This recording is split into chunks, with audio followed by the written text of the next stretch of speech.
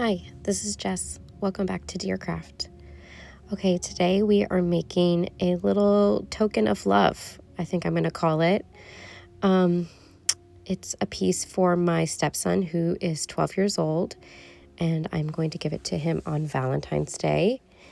I don't know about you, but I love to look at auctions. I know it's something super random, but there is this auction app called Invaluable, and you can look at auctions all around the world. I typically just look at American auctions, just in case I do see something I want to buy. And it's just a really cool way to look at different things. It's almost like online thrifting. And I have found some auction houses that I really like to look at and just to see what they're selling. And anyway, I got this idea from a piece I saw that was up for auction. It was like a small pie tin cupboard with a punched tin front. So you know how there's like pie cupboards that have like punched tin designs in them to let the pie breathe.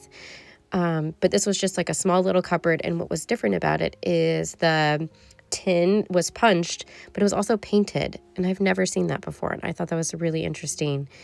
And I love the idea of like a punched tin trinket, I guess, or design or something you can make, or how I'm calling this a token. I know a lot of people love like embossing. I saw like a ton of embossed ornaments, that people did for Christmas with different foils, and they're beautiful. But something about the punch tin look is a little more primitive and folky, which is something I'm more interested in. And so it just inspired me to make like a small punch tin item. And I thought about what I could give my stepson for Valentine's Day because, giving a 12-year-old boy something for Valentine's Day, it's kind of tricky. And so I thought if I made something that I thought he would really like, it would mean a lot to him. So I made a fish, and it's a very poor bass fish. He loves to go fishing. We're very much into fishing right now. So I thought this would fit perfectly for this time period of his life. I used a pie tin that I found just at the grocery store. I liked it. Was like a really galvanized looking aluminum versus like super shiny.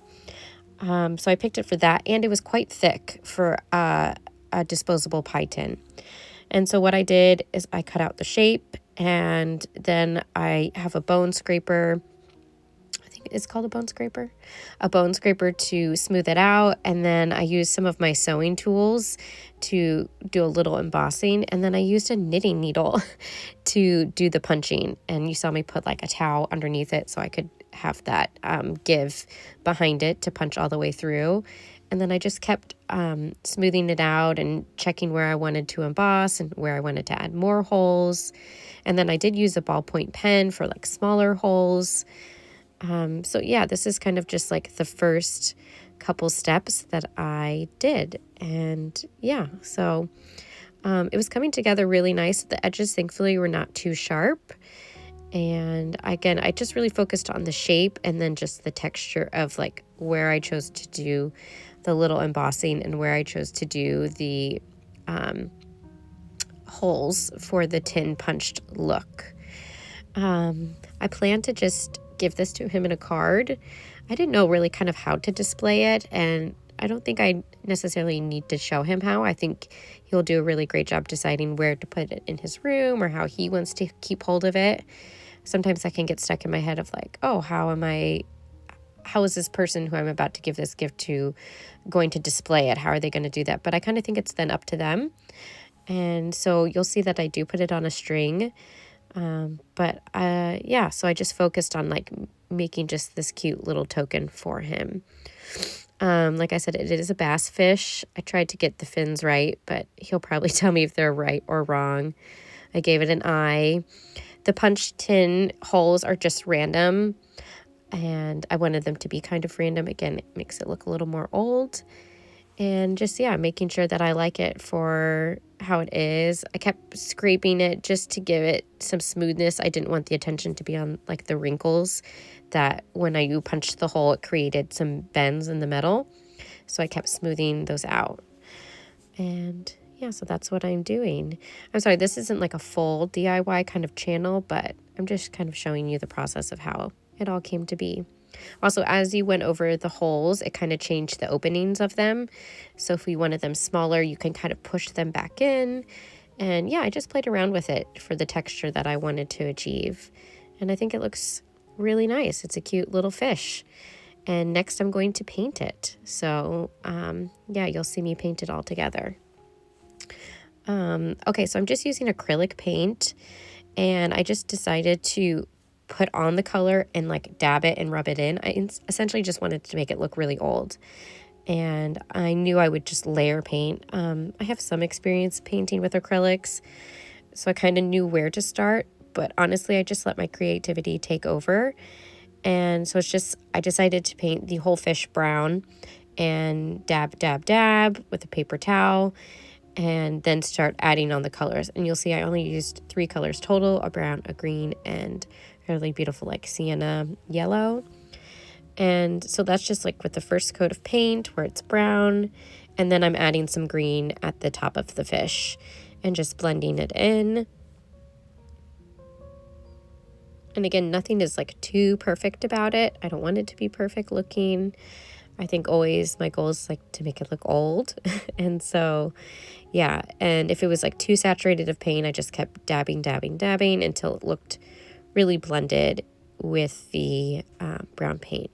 And then as this is happening, paint is coming up in certain areas. So you're seeing that reflection of the tin come through, which I really liked actually, because it again just kind of reminded you of what the material was of the fish. It almost made it look metallic looking or shiny and wet, which a kind of fish is. So yeah, it was really fun to paint this. I ended up only making one. I thought I would make one for each of my daughters, but I was just really happy with how this fish turned out that I kind of just stopped there and decided to make my daughters different Valentines, which I'll show you in my next video. But yeah, this is it all coming together. And I do at the last part mix all 3 colors together.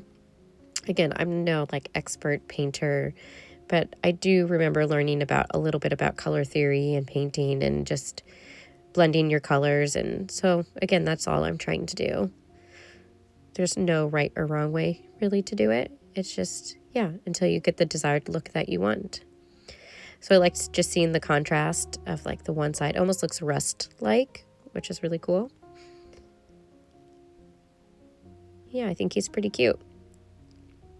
I did go back over the holes just to give them more definition. And then I just took a piece of twine. It's really just kitchen string, actually, not even twine. And kind of made it almost like an ornament-like. So then he can choose how he wants to keep it, which I think is nice. Here he is in the bright sun. But I'm really happy with how it turned out. I hope you like it too. I hope you like that I'm calling it a little token of love. I think that's sweet. And yeah, thanks for watching. I never say this at the end of my videos, but I guess I'm supposed to, where I say like and subscribe. But please do like and subscribe. You'll just keep seeing more content like this of Dear Crafts. Thanks.